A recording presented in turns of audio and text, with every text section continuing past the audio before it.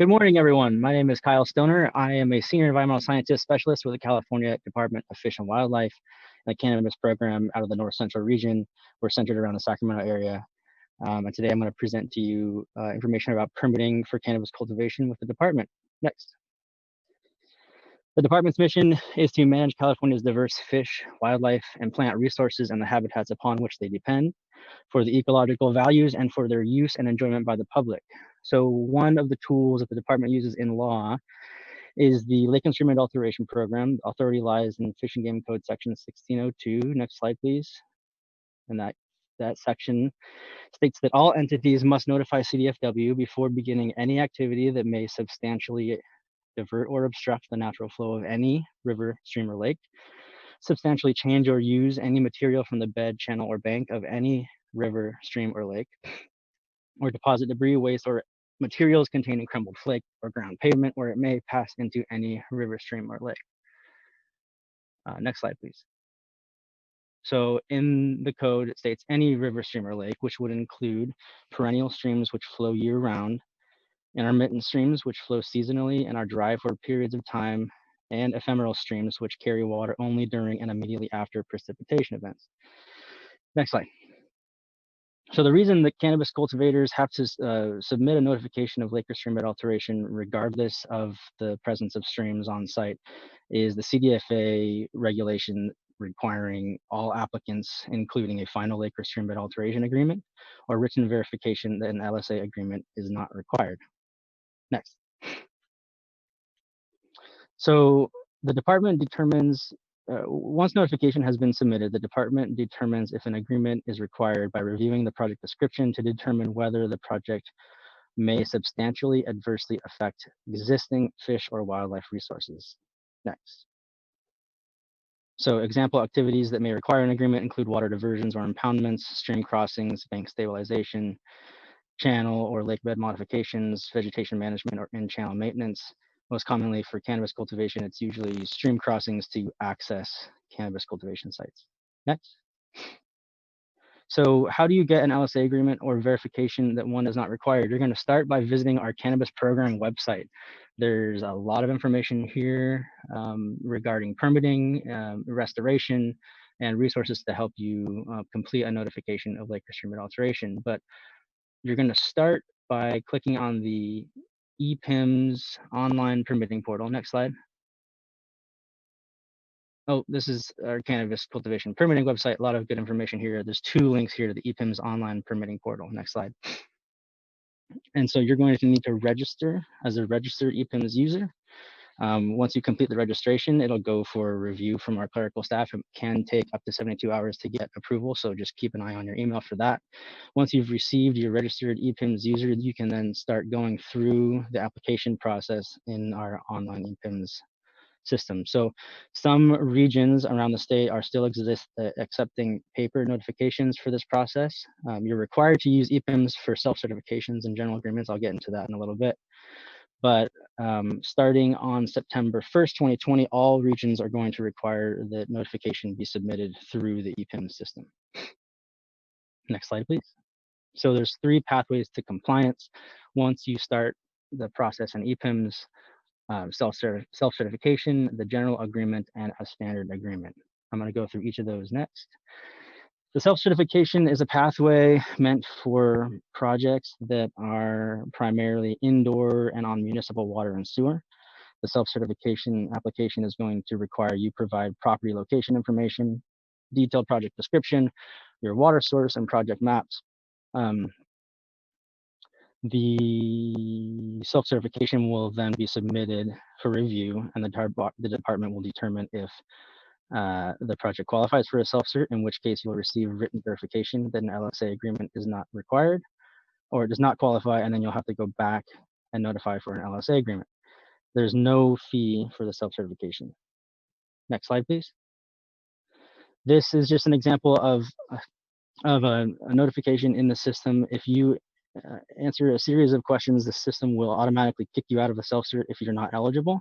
So if you see this while you're going through, then it's best to just stop and go back and submit a standard notification or general agreement application. This isn't an error, it's just the way that the system looks. Next slide, please. So the general agreement is a pre-written permit that lies in our regulations. It is only for stream crossings or water diversions on non-fin fish streams or lakes. It's pre-written, it's exempt from CEQA. You're required to comply with the terms and conditions of the permit as it's written, and it has a term of 5 years. Next slide, please.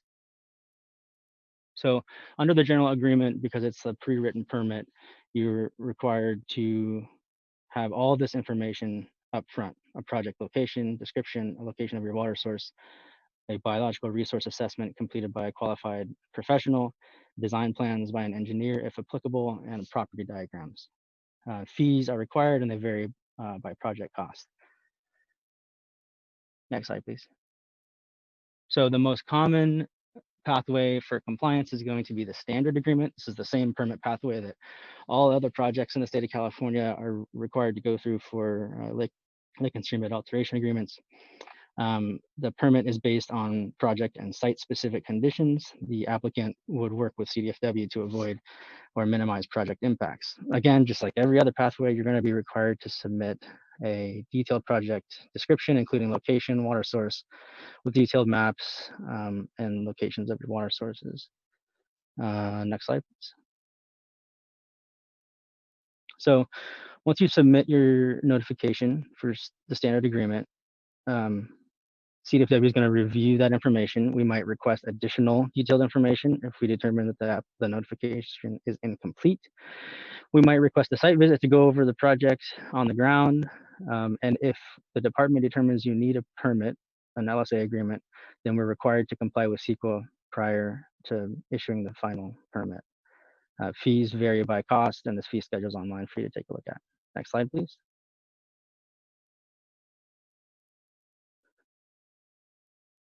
Some common delays to help yourself.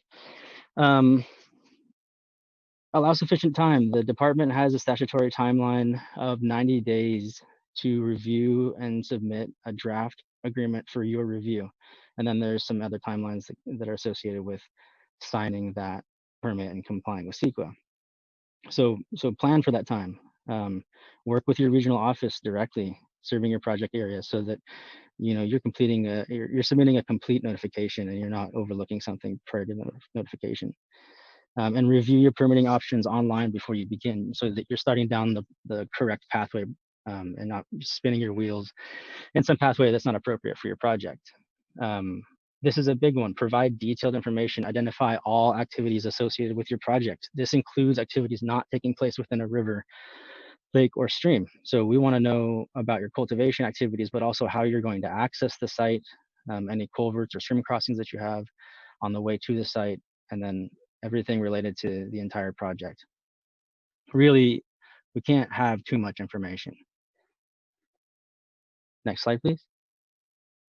Have access to your ePIMS account. If you have a consultant, make sure that you have access to it. And if your consultant is working on your behalf, be sure that your email is associated with that account so that you're also receiving the automatically generated information that comes from the system. Submit the correct fees. ePIMS will help you by automatically calculating the correct fees, but definitely take a look at the fee schedule online so that you're submitting the correct fees. If you submit a notification with incorrect fees, it won't even be assigned for scientific review until we receive those fees. So it's just another delay. If you're subject to cannabis remediation fees, it's something to be sure that you submit with your project if you're cleaning up a previous site prior to booting up a new project. Next slide. So the department, again, is required to comply with CEQA if we're issuing a standard agreement. In most situations under cannabis, the county is going to be the CEQA lead agency, but the department can act as the lead agency. It's just a note there that's just another part of the puzzle. Next slide. Additionally to CEQA, the department implements the California Endangered Species Act. So if cultivation activities may result in the take of a threatened, endangered, or candidate species, then a separate CESA permit may be required. Next slide. Here's a list of a bunch of other code sections that apply to all sorts of things, including cannabis. I'm not going to go through them all, but it's just an illustration that there's a lot of regulation out there, and you want to just be in contact with the department and make sure that you're in compliance with all this stuff. Next slide. So there are enhanced fines and penalties for violations of Fish and Game Code sections in coordination with cannabis cultivation, substantial diversion, obstruction, or use, which is a 1602 violation. There's an additional 8,000 to 10,000 per violation per day fine, and for water pollution violations, you're looking at $20,000 to $40,000 per day. So get in compliance. Next slide. After permitting, compliance includes keeping a copy of your lake and streamlet alteration agreement or letter stating that one is not required on site at all times. CDFW might request a compliant site inspection of the site, and new notification may be required if your activities change substantially. So again, I think that comes back to being in touch with your regional permitting folks to make sure that if your project's changing, if you need a new notification or not. Always ensure that the work is being completed in accordance with your permit, and contact the department if anything isn't clear. If you've got folks working on your behalf on site under that permit, be sure that they're aware of the requirements of that permit, because compliance is the responsibility of the permittee. And generally keep a clean site. That's something we tell everyone when we're out and about. Next slide. We want to avoid nasty stuff like this. This is just some extreme illustrations of trash and deleterious materials placed within or adjacent to some streams. So next slide, please. So we want you to start your permit process and work closely with your regional staff. Not only do we want to help you protect fish and wildlife resources, but we want to help you protect your investment as well. Next slide. These are contact information for each regional office. We'll pause here for a second if you want to take a screenshot or whatever you need. Work closely with these folks, please. We want to help get you into compliance as well. And that's all I have today. Thanks.